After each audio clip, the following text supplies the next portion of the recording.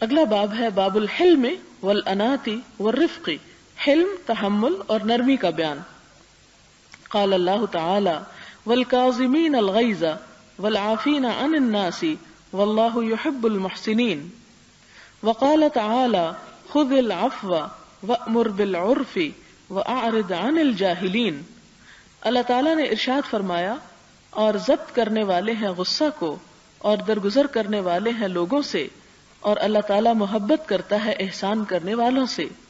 وقال تعالی خذ العفو وأمر بالعرف واعرض عن الجاہلین، قبول کیجئے معذرت کو اور حکم دیجئے نیکی کے کاموں کا، اور رخ پھیر لیجئے نادانوں کی طرف سے، یعنی اگنور کیجئے۔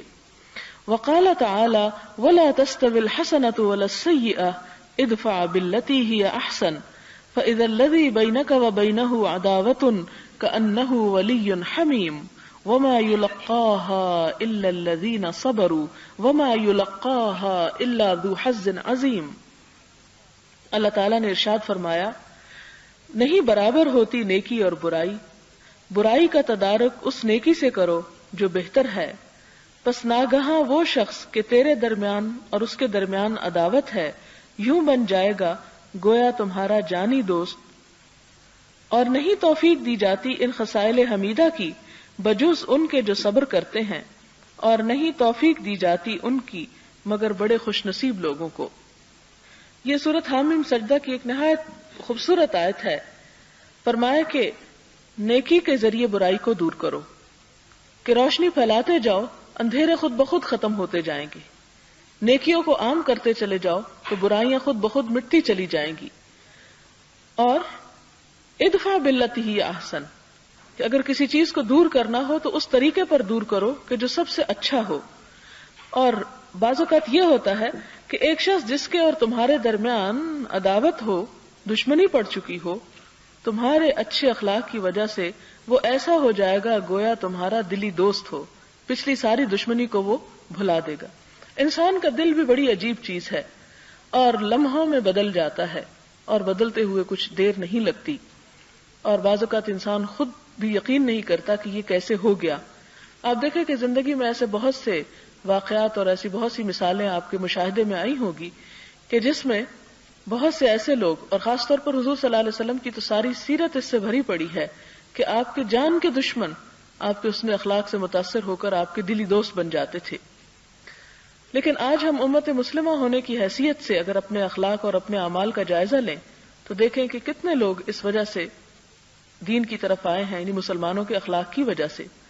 اور اس بات میں خوبی نہیں کہ انسان اپنے بہت سے دشمن بنا لے اور بہت سے لوگوں کو اپنا مخالف کر لے، اصل خوبی اس بات میں ہے کہ مخالفوں کے دل میں بھی گھر کر لے۔ اور یہ بھی بعض اوقات ہوتا ہے کہ کوئی آپ سے بہت محبت کرتا ہو لیکن آپ کی بد اخلاقی کی وجہ سے وہ آپ سے دور ہو جائے، تو دونوں چانسز ہوتے ہیں۔ اب یہ انسان کی اپنی قسمت ہے، یا ظرف ہے، یا اپنا اس کا رویہ ہے کہ ان دونوں میں سے کون سا طریقہ اختیار کرتا ہے جس سے وہ اپنی بھلائی کا کام لے سکے۔ لیکن یہاں پر ساتھ ہی یہ خبردار کر دیا گیا کہ یہ کام بہت ہمت والوں کا ہے، بہت صبر والوں کا ہے۔ یہ کہنا بہت آسان اور خوبصورت ہے لیکن اس پر عمل کرنا بہت مشکل ہے۔ وقال تعالی وَلَمَنْ صَبَرَ وَغَفَرَ إِنَّ ذَلِكَ لَمِنْ عَزْمِ الْأُمُورِ، اور جو شخص صبر کرے اور معاف کر دے تو یقیناً یہ بڑی ہمت کے کاموں میں سے ہے۔ وعن ابن عباس رضی اللہ عنہما قال قال رسول اللہ صلی اللہ علیہ وسلم لأشج عبد القیس ان فیک خصلتین یحبہم اللہ الحلم والانات، رواہ مسلم۔ حضرت ابن عباس رضی اللہ تعالیٰ عنہ سے مروی ہے کہ حضور صلی اللہ علیہ وسلم نے اشج عبد القیس سے فرمایا، تیرے اندر دو خصلتیں ہیں جن کو اللہ تعالیٰ پسند فرماتا ہے، یعنی ایک طرح سے بشارت دی، بردباری اور تحمل، یعنی آرام سے بات سن لینا اور دوسروں کی گستاخیوں پر یا دوسروں کے ناروا رویے پر انسان اس کو برداشت کرے، کیونکہ تحمل کا لفظ جو ہے وہ اٹھانے سے، بوجھ اٹھانے سے، تو تحمل کا معنی ہے بتکلف کسی چیز کو اٹھا لینا، یعنی کوشش کے ساتھ اٹھا لینا، کہ ان چیزوں کو برداشت کر جانا کہ جو حقیقت میں ناقابل برداشت ہوں۔ وعن عائشہ رضی اللہ عنہا قالت قال رسول اللہ صلی اللہ علیہ وسلم ان اللہ رفیق يحب الرفق في الامر كله متفق علیہ. حضرت عائشہ فرماتی ہے کہ حضور صلی اللہ علیہ وسلم نے فرمایا اللہ تعالیٰ نرمی کرنے والا ہے اور ہر معاملے میں نرمی کو پسند فرماتا ہے. صحیح بخاری اور مسلم کی روایت ہے. وعنها ان النبی صلی اللہ علیہ وسلم قال ان اللہ رفیق يحب الرفق ويعطي على الرفق ما لا يعطي على العنف وما لا يعطي على ما سواه. رواہ مسلم. حضرت عائشہ صدیقہ رضی اللہ تعالی عنہا سے مروی ہے کہ حضور صلی اللہ علیہ وسلم نے فرمایا اللہ تعالیٰ نرمی کرنے والا ہے اور نرمی کو پسند کرتا ہے. اللہ تعالیٰ نرمی پر وہ اجر عطا کرتا ہے جو سختی پر نہیں فرماتا بلکہ اس کے سوا کسی چیز پر بھی عطا نہیں فرماتا. وعنها ان النبي صلی اللہ علیہ وسلم قال ان الرفق لا يكون في شيء الا زانه ولا ينزع من شيء الا شانه. حضرت عائشہ صدیقہ رضی اللہ تعالی عنہا سے مروی ہے کہ حضور صلی اللہ علیہ وسلم نے فرمایا بے شک نرمی کی خصلت جس چیز کے اندر بھی ہو اس کو خوبصورت بنا دیتی ہے اور نرمی کو جس چیز سے نکال لیا جائے وہ چیز معیوب ہو جاتی ہے. اسے مسلم نے روایت کیا ہے.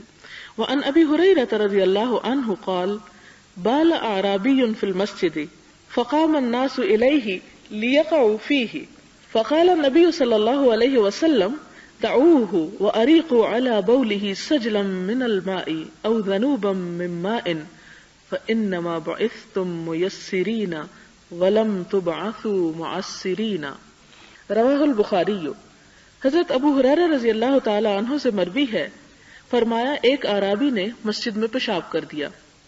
لوگ کھڑے ہو گئے تاکہ اس سے باس پرس کریں یا اس پہ حملہ آور ہوں. وقع کا مطلب ہوتا ہے گر پڑنا یا پڑ جانا, کہ اس کے پیچھے پڑ جائیں. یعنی لوگ کھڑے ہو گئے, اٹھ کے کھڑے ہو گئے. تو حضور صلی اللہ علیہ وسلم نے فرمایا اسے چھوڑ دو, یعنی جو کر رہا ہے کرنے دو اور پیشاب پر بعد میں پانی کا ڈول بہا دو, کیونکہ تم لوگ آسانی پیدا کرنے کے لیے بھیجے گئے ہو, تنگی پیدا کرنے کے لیے نہیں. آپ صلی اللہ علیہ وسلم کے اس طرز عمل میں بہت بڑی حکمت کار فرما ہے. سب سے پہلی بات تو یہ کہ اعرابی جو تھا وہ ایک لا علم شخص تھا, دیہات کا رہنے والا تھا, اور دیہاتوں میں عموماً لوگوں کو بہت زیادہ تہذیب اور تمیز کا پتہ نہیں ہوتا, اور خاص طور پر ان معاملات میں ان کے ہاں کسی قسم کا ڈسپلن نہیں. لہذا وہ آیا اور اس نے حسب معمول یہ نہیں دیکھا کہ لوگ سامنے بیٹھے ہیں یا یہ مسجد ہے یا مسجد کا کوئی احترام ہے, کیونکہ آپ دیکھیں کہ ہم تو پیدا ہوتے ہیں مسجدوں کا تصور ہمارے سامنے ہوتا ہے, آذانیں سنتے ہیں, بچپن میں ہی ہمارے دل میں ڈال دیا جاتا ہے کہ مسجد ایک بڑی مقدس اور پاک جگہ ہے. لیکن وہ لوگ جنہوں نے مسجد دیکھی ہی ساری زندگی میں پہلی دفعہ اور سنی ہی پہلی دفعہ, انہیں کیا خبر کہ یہ کیا چیز ہے. لہذا عربی بھی جو کسی جنگل دیہات سے آیا اس نے پہلی دفعہ دیکھا کہ اس جگہ کا نام مسجد ہے, اور اس نے اس کو ایک معمولی چیز سمجھا اور اپنی ضرورت کے وقت وہاں ضرورت پوری کرنا شروع کر دی. تو اس پر لوگ جو تھے وہ بہت خفا ہوئے اور اٹھ کر اسے مارنے کو دوڑے. تو آپ صلی اللہ علیہ وسلم نے لوگوں کو روک لیا. حالانکہ آپ دیکھیں کہ غلط کام کون کر رہا تھا, وہ شخص کر رہا تھا, اور یہ کیا کرنے والے تھے, نہی عن المنکر کرنے والے تھے, برائی سے روکنے والے تھے. لیکن آپ نے کیا فرمایا کہ تم ابھی مت روکو اس کو. گویا یہ نہیں کہ جہاں جس وقت کوئی برائی نظر آئے وہیں انسان کھڑا ہو کر واز شروع کر دے, یا ہر موقع بے موقع انسان نصیحت کی پٹاری کھول دے, یا جس وقت لوگ سننے کے موڈ میں ہوں یا نہ ہوں زبردستی ان کو سنوانا شروع کر دے. تو ایسی صورت میں یہ سب کچھ دین سے بھگانے کا ذریعہ بنتا ہے. اور ہمارے ہاں عموماً جو لوگ دین سے بھاگ گئے ہیں وہ اسی وجہ سے, اسی غیر حکیمانہ فعل کی وجہ سے. آپ صلی اللہ علیہ وسلم اس کو کہتے ہیں کہ چھوڑ دو, حالانکہ وہ غلط کر رہا تھا, یہ صحیح کر رہے تھے کہ غلط کام کرنے والے کو روکنے جا رہے تھے, لیکن اس موقع کی مناسبت سے اور اس وقت کے لحاظ سے یہ موقع نہیں تھا کہ وہ ایسا کرتے. لہذا اس کا نتیجہ کیا ہوا کہ آپ نے اس شخص کو اس وقت نہیں روکا. دوسری وجہ یہ تھی کہ اگر وہ اس حال میں اس کے پیچھے پڑ ہی جاتے, اور ہو سکتا ہے کہ وہ اٹھ کر پریشان ہو کر بھاگ پڑتا, کیونکہ ایک کام کے کرنے میں اگر 10 لوگ آپ کو روکنا شروع کر دیں تو اس کا نتیجہ کیا ہوگا کہ آپ کو یہ سمجھ ہی نہیں آئے گی کہ مجھے کیا کہا جا رہا ہے. مثلاً آپ اگر 10 لوگوں سے ایک بات پوچھے اور 10 کے 10 آپ کو جواب دینے لگے تو آپ کو کچھ سمجھ نہیں آئے گی کہ یہ کیا کہہ رہے ہیں. ہو سکتا ہے کہ 10 کے 10 کی جواب اور باتیں بہت اچھی ہوں، لیکن وہ انداز اور وہ سٹائل جو اس چیز کو بالکل الٹ کر دے گا. اب آپ دیکھیں کہ اگر وہ اس کے پیچھے پڑ جاتے تو نتیجہ یہ ہوتا کہ وہ شخص گھبرا جاتا. دوسری بات یہ کہ اگر وہ اس حالت میں اپنے آپ کو کنٹرول نہ کر سکتا تو مسجد اور گندی ہو جاتی زیادہ. تیسری بات یہ کہ ان کو دیکھ کر وہ جواباً ان پہ بھی حملہ آور ہو سکتا تھا اور اچانک وہ ایک قسم کی لڑائی اور فساد کی کیفیت شروع ہو جاتی. اور پھر یہ کہ آپ دیکھیں کہ ایسی ضروریات کے پورا کرتے وقت اگر کسی کو خوف زدہ کر دیا جائے، جیسے آپ دیکھیں کئی جاہل مائیں اگر بچہ پیشاب کر دے تو مارنے بیٹھ جاتی ہیں ان کو، اور اس سے آپ دیکھیں کہ بچوں کے اندر ایک خاص قسم کا خوف پیدا ہو جاتا ہے، ہکلانے لگ جاتے ہیں یا کوئی اور اسی قسم کی کہ وہ ایک یعنی کیونکہ انسان کھانا کھاتے وقت یا اور ضرورت پوری کرتے وقت اگر خوف کا شکار ہو تو وہ اس کی نفسیات پر بہت گہرا اثر اس کا پڑتا ہے اور انسان کئی قسم کی بیماریوں کا شکار ہو سکتا ہے. تو اس لیے بھی آپ صلی اللہ علیہ وسلم نے اس کو نہیں روکا کہ وہ اس کی جسمانی صحت کے لیے بھی نقصان دہ تھا. پھر اسی طرح آپ صلی اللہ علیہ وسلم نے بعد میں یہ فرمایا کہ کیا کرو، نہیں انل منکر ہی کرنا نا، برائی سے روکنا اصل غرض تو یہ ہے. اس کا دوسرا طریقہ بھی ہو سکتا ہے کہ وہ جو کر رہا ہے اسے کرنے دو اور تم اس کو جا کے صاف کر دو. اس سے جب وہ دیکھے گا کہ میں نے کیا کیا اور یہ کیا کر رہے ہیں تو تمہارے عمل سے جو کچھ وہ سیکھے گا اس وقت مار کھانے سے نہیں سیکھ سکتا.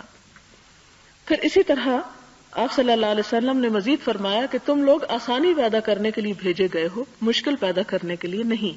یعنی لوگوں کو اگر تبلیغ کرنا ہی ہے یا لوگوں کو اگر نیکی کی ہدایت کرنی ہے تو اس کام میں بھی حکمت نہایت ضروری ہے، اور حکمت جو ہے یہ اللہ تعالیٰ کا خاص انعام ہوتی ہے.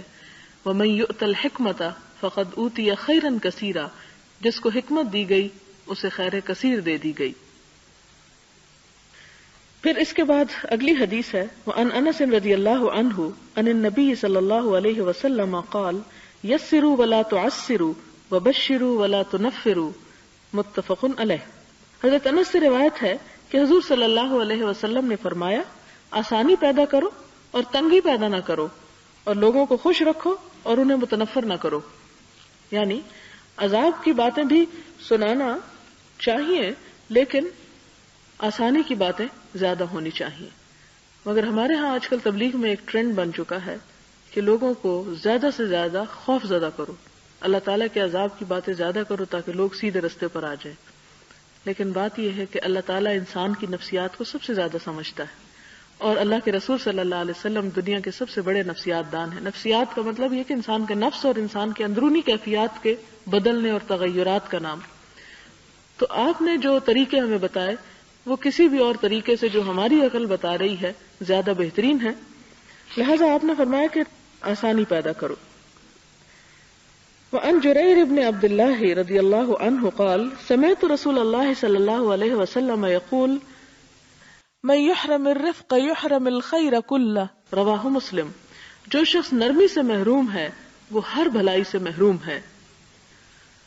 وعن ابي هريرة رضي الله عنه ان رجلا قال للنبي صلى الله عليه وسلم اوصني قال لا تغضب فردد مرارا قال لا تغضب، رواه البخاری. حضرت ابو ہریرہ سے روایت ہے ایک شخص نے حضور صلی اللہ علیہ وسلم کی خدمت میں عرض کیا مجھے نصیحت فرمائیے. آپ نے فرمایا غصہ نہ کیا کر. اس شخص نے کئی بار سوال کیا، آپ نے ہر بار یہی فرمایا غصہ نہ کر، کیونکہ غصہ کرنے سے انسان کے باقی نیک اعمال جو ہے وہ بھی برباد ہو جاتے ہیں. وعن ابي يعلى شداد بن اوس رضي الله عنه عن رسول الله صلى الله عليه وسلم قال ان الله كتب الاحسان على كل شيء فاذا قتلتم فاحسنوا القتلة واذا ذبحتم فاحسنوا الذبحة وليحد احدكم شفرته وليرح ذبيحته، رواه مسلم. حضرت ابو یعلا شداد ابن اوس رضی اللہ عنہ حضور صلی اللہ علیہ وسلم سے روایت کرتے ہیں کہ آپ نے فرمایا اللہ تعالیٰ نے مروت کو ہر چیز کے لیے ضروری قرار دیا ہے.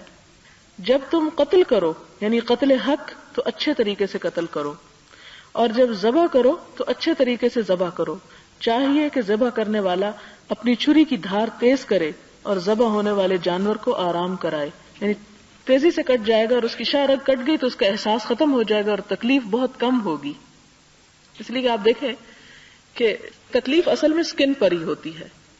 جب سکن سے چھری گزر کے اندر چلی جائے اور شاہ رگ تک چلی جائے اور وہ کٹ جائے تو پھر یہ کہ سینسز کام کرنا چھوڑ دیتے ہیں. پھر جانور کو نہیں پتا چلتا کہ اس کے ساتھ کیا ہو رہا ہے، اس کی کھال نوچی جا رہی ہے، اس کی جسم کاٹا جا رہا ہے. لہذا آپ صلی اللہ علیہ وسلم نے نہ صرف یہ کہ انسانوں بلکہ جانوروں تک کے آرام کا خیال رکھا اور ہمیں بھی اس کا حکم دیا کہ خوب تیز چھری کر لو تاکہ جب کٹ لگے تو فوراً لگ جائے اور اسے بہت تھوڑی تکلیف ہو. پھر اس کے بعد قتل حق کے بارے میں، جیسے آپ دیکھیں کہ قاتل کی سزا اگر قتل ہے، اگر کوئی کسی کو جان بوجھ کر قتل کر دے تو اس صورت میں بھی یہ ہے کہ جب اسے قتل کیا جائے تو اذیتیں دے دے کر نہ قتل کیا جائے. ولا تسرفوا کا لفظ آتا ہے کہ حد سے نہ بڑھو. بدلہ لے سکتے ہو لیکن حد سے نہ بڑھنا. وعن عائشة رضی اللہ عنہا قالت ما خیر رسول اللہ صلی اللہ علیہ وسلم بین امرین قط الا اخذ ایسرہما ما لم یکن اثما فان کان اثما کان ابعد الناس منہ ومن تقم رسول اللہ صلی اللہ علیہ وسلم لنفسه في شيء قط الا ان تنتهك حرمت اللہ فینتقم للہ تعالی. متفق علیہ. حضرت عائشہ رضی اللہ تعالیٰ عنہ بیان کرتی ہیں کہ جب کبھی رسول اللہ صلی اللہ علیہ وسلم کو دو چیزوں کے درمیان اختیار دیا جاتا تو آپ ان دونوں سے زیادہ سہولت والی چیز کو اختیار فرماتے جبکہ وہ گناہ کا کام نہ ہو. اگر اس میں گناہ کا شائبہ ہوتا تو آپ اس سے بہت زیادہ گریز فرماتے. اور نبی صلی اللہ علیہ وسلم نے کسی کام میں بھی کبھی اپنی ذات کے لیے انتقام نہیں لیا. ہاں، جب اللہ کی حرمتوں کو پامال کیا جاتا تو محض اللہ کے لیے انتقام لیتے. اس حدیث سے ہمیں یہ پتہ چلتا ہے کہ آپ صلی اللہ علیہ وسلم نمبر 1 مشکل پسند نہ تھے، یعنی بلا وجہ اپنے آپ کو مشکلات میں ڈالنا پسند نہ کرتے تھے. کیوں؟ اس لیے کہ ایک مشکل کام ہو سکتا ہے کہ آپ کے لیے زیادہ مشکل نہ ہو لیکن آپ کے کرنے سے وہ کام امت کو مشقت میں ڈال سکتا تھا. دوسری بات یہ کہ آپ صلی اللہ علیہ وسلم کسی بھی سہل چیز کو اختیار کرتے وقت یہ ضرور دیکھتے کہ وہ گناہ کا کام نہ ہو. یعنی انسان ایسا نہیں کر سکتا کہ ایک چیز جو اسے مشکل لگتی ہو اور وہ دین کا حصہ ہو تو اسے چھوڑ دے، یا یہ کہ کوئی چیز اس لیے اختیار کر لے کہ آسان ہے کیونکہ نبی صلی اللہ علیہ وسلم نے آسان چیزوں کو پسند کیا حالانکہ وہ گناہ کا کام ہو. نہیں، اگر کوئی چیز گناہ کے کاموں میں سے ہوتی تو آپ صلی اللہ علیہ وسلم اسے کبھی بھی اختیار نہیں کرتے تھے، خواہ وہ کسی درجے کی بھی ہو. اور اسی طرح آپ اپنی ذات کے لیے کسی سے بدلہ نہیں لیتے تھے. ہاں، اگر کوئی شخص دین کو نقصان پہنچاتا تو اللہ کی خاطر اس سے بدلہ لیتے، اس کے علاوہ اپنی ذات کے لیے کبھی نہیں. وعن ابن مسعود رضی اللہ عنہ قال قال رسول اللہ صلی اللہ علیہ وسلم الا اخبرکم بمن یحرم علی النار او بمن تحرم علیہ النار تحرم علی کل قریب ہین لین سہل. حضرت ابن مسعود رضی اللہ تعالی عنہ سے مروی ہے، فرماتے ہیں کہ حضور صلی اللہ علیہ وسلم نے فرمایا کیا میں تمہیں اس شخص کے متعلق نہ بتاؤں جو آگ پر حرام ہے؟ یا فرمایا کہ جس پر آگ حرام ہے. آگ ہر اس شخص پر حرام ہے جو لوگوں کے قریب رہے، ان سے نرمی اور آسانی کا سلوک کرے. اسے ترمذی نے روایت کیا ہے اور کہا ہے کہ یہ حدیث حسن ہے، یعنی صحیح سے دوسرے درجے پر ہے. باب العفو والاعراض عن الجاہلین، معاف کرنے اور جاہلوں سے درگزر کرنے کا بیان. وقال اللہ تعالی خذ العفو وامر بالعرف واعرض عن الجاہلین. اللہ تعالیٰ نے ارشاد فرمایا قبول کیجئے معذرت اور حکم دیجئے نیک کاموں کا اور رخ پھیر لیجئے نادانوں کی طرف سے. یعنی جو ناسمجھ ہو، جنہیں سمجھ آنی ہی نہ ہو، پھر انہیں زیادہ سمجھانے کی کوشش ہی نہ کی جائے اور اس پر انسان اپنے آپ کو نہ کڑھائے اور نہ کسی جلن میں مبتلا کرے بلکہ ان سے درگزر کر دے، ان سے رخ پھیر لو. رخ پھیرنے کے دو مطلب ہیں، ایک تو یہ کہ ان کی غلطی سے تم درگزر کر جاؤ اور دوسرا یہ کہ انہیں اوائڈ کرو، ان کا سامنا نہ کرو، کیونکہ جب سامنا کرو گے اور وہ جہالت برتیں گے پھر تم اپنی اسی چیز پر لوٹ آؤ گے، تو یہ سچویشن اوائڈ کر جاؤ تاکہ ایسا موقع ہی نہ آئے. وقال تعالی فاصفح الصفح الجمیل. اے حبیب صلی اللہ علیہ وسلم آپ درگزر فرمایا کیجئے ان سے عمدگی کے ساتھ، یعنی معاف کر دیجیے لیکن خوبصورتی کے ساتھ. وقال تعالی وَلْيَعْفُوا وَلْيَصْفَحُوا أَلَا تُحِبُّونَ أَن يَغْفِرَ اللَّهُ لَكُمْ. اور اللہ تعالیٰ نے ارشاد فرمایا اور چاہیے کہ یہ لوگ معاف کر دیں اور درگزر کریں، کیا تم پسند نہیں کرتے کہ بخش دے اللہ تعالیٰ تمہیں؟ یعنی دوسروں کے قصور انسان کس وقت معاف کر سکتا ہے؟ جب انسان اس بات کا خواہش مند ہو کہ اس کو بھی معاف کر دیا جائے. وقال اللہ تعالی والعافین عن الناس واللہ یحب المحسنین. اللہ تعالیٰ کا ارشاد ہے اور درگزر کرنے والے ہیں لوگوں سے، اور اللہ تعالیٰ محبت کرتا ہے احسان کرنے والوں سے. وقال تعالی ولمن صبر وغفر ان ذلک لمن عزم الامور. البتہ جو شخص صبر کرے اور معاف کر دے تو یقیناً یہ بڑی ہمت کے کاموں میں سے ہے. والآیات فی الباب کثیرۃ معلومۃ. اس مضمون کی آیات بکثرت ہیں. اس سلسلے میں جو سب سے پہلی حدیث ہے حضرت عائشہ سے مروی ہے کہ انہوں نے حضور صلی اللہ علیہ وسلم سے پوچھا کیا آپ پر کوئی ایسا دن بھی آیا ہے جو احد کے دن سے زیادہ سخت تھا؟ فرمایا میں نے تیری قوم کی طرف سے سختیاں برداشت کی ہیں. سب سے زیادہ سخت دن عقبہ کا دن تھا جب میں عبد یالیل بن عبد کلال کے پاس گیا اور اس نے میری مرضی کے مطابق مجھے جواب نہ دیا. یہ طائف کے سفر کا ذکر ہے. اس میں غمزدہ اور پریشان ہو کر آگے چل دیا اور مجھے پریشانی کی اس کیفیت سے افاقہ اس وقت ہوا جب میں قرن الثعالب کے مقام پر پہنچ گیا. میں نے اپنا سر اوپر اٹھایا تو دیکھا کہ ایک بادل مجھے سایہ کیے ہوئے ہے. میں نے اس کے اندر دیکھا تو مجھے جبریل علیہ السلام نظر آئے. انہوں نے مجھے ندا دی اور کہا اللہ تعالیٰ نے وہ بات سن لی ہے جو آپ کی قوم نے آپ سے کہی ہے اور جو جواب انہوں نے آپ کو دیا ہے. اللہ تعالیٰ نے پہاڑوں کے فرشتوں کو آپ کی طرف بھیجا ہے تاکہ آپ جو چاہیں اسے حکم دیں. پھر پہاڑوں کے فرشتے نے مجھے ندا دی، مجھے سلام کیا اور پھر کہا اے محمد صلی اللہ علیہ وسلم اللہ تعالیٰ نے وہ بات سن لی ہے جو آپ کی قوم نے آپ سے کہی ہے. میں پہاڑوں کا فرشتہ ہوں. اللہ تعالیٰ نے مجھے آپ کی طرف بھیجا ہے کہ آپ مجھے جو چاہیں حکم دیں. آپ کیا چاہتے ہیں؟ اگر آپ چاہتے ہیں تو میں ان دونوں پہاڑوں کو ان کے اوپر آپس میں ملا دوں اور یہ تباہ ہو جائیں. تو حضور صلی اللہ علیہ وسلم نے فرمایا بلکہ مجھے امید ہے کہ اللہ تعالیٰ ان کی پشتوں سے ایسے لوگوں کو پیدا فرمائے گا جو صرف اللہ تعالیٰ کی عبادت کریں گے اور کسی کو اس کے ساتھ شریک نہیں ٹھہرائیں گے. اور آپ کی یہ بات پوری ہو کر رہی. حضرت عائشہ رضی اللہ تعالیٰ عنہ سے مروی ہے فرمایا رسول اللہ صلی اللہ علیہ وسلم نے کبھی کسی چیز کو اپنے ہاتھ سے نہیں مارا، نہ کسی عورت کو اور نہ کسی خادم کو، مگر آپ اللہ تعالیٰ کی راہ میں جہاد کرتے تھے اور آپ کو جب کبھی کسی سے کوئی تکلیف پہنچی آپ نے تکلیف دینے والے سے انتقام نہیں لیا، لیکن اگر اللہ تعالیٰ کی حدود کو پامال کیا جاتا تو آپ اللہ تعالیٰ کے لیے انتقام لے لیتے تھے. حضرت انس سے روایت ہے فرمایا میں حضور صلی اللہ علیہ وسلم کے ساتھ چل رہا تھا اور آپ پر ایک موٹے حاشیے والی نجرانی چادر تھی. ایک اعرابی آپ کو ملا، اس نے چادر پکڑ کر آپ کو پورے زور سے کھینچا. میں نے حضور صلی اللہ علیہ وسلم کے کندھے کی جلد کو دیکھا تو وہاں چادر کے کنارے کے نشان لگ چکے تھے. شدت سے کھینچنے کی وجہ سے اس پہ اسکریچز آ گئے. پھر اس اعرابی نے کہا اے محمد صلی اللہ علیہ وسلم تمہارے پاس اللہ تعالیٰ کا جو مال ہے اس میں سے میرا مال ادا کرنے کا حکم دو. حضور صلی اللہ علیہ وسلم اس اعرابی کی طرف متوجہ ہوئے، تبسم فرمایا اور پھر اس کو عطیہ دینے کا حکم فرمایا. یعنی اس نے جس نے آپ کی چادر کھینچی اس کے لیے کیا حکم دیا کہ اس کو کوئی تحفہ دے دو. حضرت ابن مسعود رضی اللہ تعالی عنہ سے مروی ہے فرمایا گویا میں دیکھ رہا ہوں کہ حضور صلی اللہ علیہ وسلم انبیاء علیہم السلام میں سے ایک نبی کا واقعہ سنا رہے ہیں جن کو ان کی قوم نے مار مار کر لہو لہان کر دیا تھا. وہ خون پونچھ رہے تھے اور کہہ رہے تھے اے اللہ میری قوم کو معاف کر دے کیونکہ وہ نادان ہے. حضرت ابو ہریرہ رضی اللہ تعالیٰ عنہ سے مروی ہے کہ آپ صلی اللہ علیہ وسلم نے فرمایا بہادر اور طاقتور وہ نہیں جو دوسروں کو پچھاڑ دے، بلکہ بہادر تو وہ ہے جو غصے کے وقت اپنے آپ پر قابو رکھ لے. باب احتمال الاذى، تکلیف برداشت کرنے کا بیان. کیونکہ یہ سارے کسی کو معاف کر دینا، غصہ پی جانا بڑے صبر کے کام ہیں، تب یہ کہ ایک طرح سے تکلیف برداشت کرنے کی بات ہے تو اس کا کیا اجر ہے. پھر وہی آیات ہیں دونوں جس کا پیچھے ذکر ہو چکا، والکاظمین الغیظ والعافین عن الناس واللہ یحب المحسنین، اور دوسری ہے ولمن صبر وغفر ان ذلک لمن عزم الامور. اس باب میں بھی احادیث ہیں جو پیچھے باب میں بھی موجود ہیں. یعنی پچھلے باب میں جو احادیث ہیں وہ اس باب سے بھی متعلق ہو سکتی ہیں.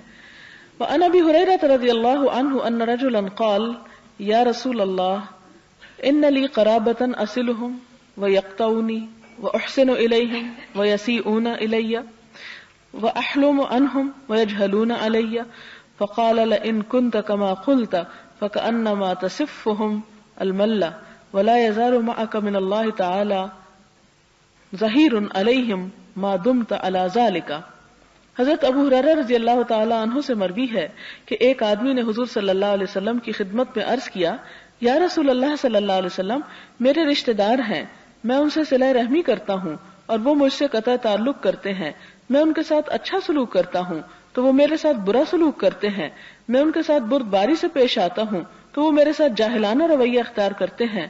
حضور صلی اللہ علیہ وسلم نے فرمایا اگر یہی بات ہے جو تم کہہ رہے ہو تو پھر تم ان کے منہ میں گرم راکھ ڈال رہے ہو، اور جب تک تمہارا یہی رویہ رہا اللہ تعالیٰ کی طرف سے ایک مددگار ان کے خلاف تمہارے ساتھ رہے گا، یعنی ان کی زیادتیوں پر تمہاری مدد اللہ تعالیٰ ایک فرشتے کے ذریعے کرائے گا. وآخر دعوانا ان الحمدللہ رب العالمین. میں صبح شام کی دعاؤں کو پڑھوں گی اور اس کے بعد آپ لوگ اپنی اپنی ذاتی دعائیں مانگیں گے، یعنی بغیر بات کیے پھر آپ اپنا جاری رکھیں. سبحان اللہ والحمد للہ ولا الہ الا اللہ واللہ اکبر ولا حول ولا قوة الا باللہ العلی العظیم. اللہم صلی علی محمد وعلی آل محمد کما صلیت علی ابراہیم وعلی آل ابراہیم انک حمید مجید. اللہم بارک علی محمد وعلی آل محمد کما بارکت علی ابراہیم وعلی آل ابراہیم انک حمید مجید. ربنا آتنا فی الدنیا حسنۃ وفی الآخرۃ حسنۃ وقنا عذاب النار. ربنا لا تزغ قلوبنا بعد إذ هديتنا وهب لنا من لدنك رحمة إنك أنت الوهاب. ربنا هب لنا من أزواجنا وذرياتنا قرة أعين واجعلنا للمتقين إماما. يا حي يا قيوم برحمتك نستغيث. لا إله إلا الله أنت الحليم الكريم. سبحان الله رب العرش العظيم والحمد لله رب العالمين. رب نسألك موجبات رحمتك وعزائم مغفرتك والغنيمة من كل بر والسلامة من كل اسم.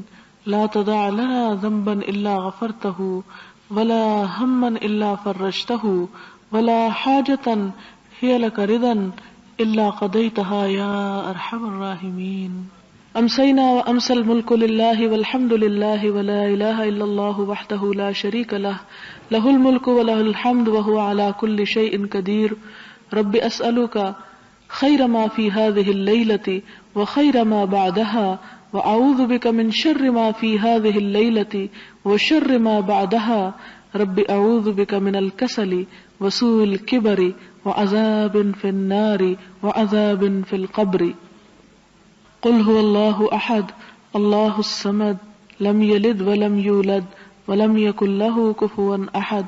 قل هو الله أحد الله الصمد لم يلد ولم يولد ولم يكن له كفوا أحد. قل هو الله أحد الله الصمد لم يلد ولم يولد ولم يكن له كفوا أحد. قل أعوذ برب الفلق من شر ما خلق ومن شر غاسق إذا وقب ومن شر النفاثات في العقد ومن شر حاسد إذا حسد. قل أعوذ برب الفلق من شر ما خلق ومن شر غاسق إذا وقب ومن شر النفاثات في العقد ومن شر حاسد إذا حسد. قل أعوذ برب الفلق من شر ما خلق ومن شر غاسق إذا وقب ومن شر النفاثات في العقد ومن شر حاسد إذا حسد. قل أعوذ برب الناس ملك الناس إله الناس من شر الوسواس الخناس الذي يوسوس في صدور الناس من الجنة والناس. قل أعوذ برب الناس ملك الناس إله الناس من شر الوسواس الخناس الذي يوسوس في صدور الناس من الجنة والناس قل اعوذ برب الناس ملك الناس اله الناس من شر الوسواس الخناس الذي يوسوس في صدور الناس من الجنة والناس بسم الله الذي لا يضر مع اسمه شيء في الأرض ولا في السماء وهو السميع العليم بسم الله الذي لا يضر مع اسمه شيء في الأرض ولا في السماء وهو السميع العليم بسم الله الذي لا يضر مع اسمه شيء في الأرض ولا في السماء وهو السميع العليم سبحانك اللهم وبحمدك نشهد أن لا إله إلا أنت نستغفرك ونتوب إليك والسلام عليكم ورحمة الله وبركاته.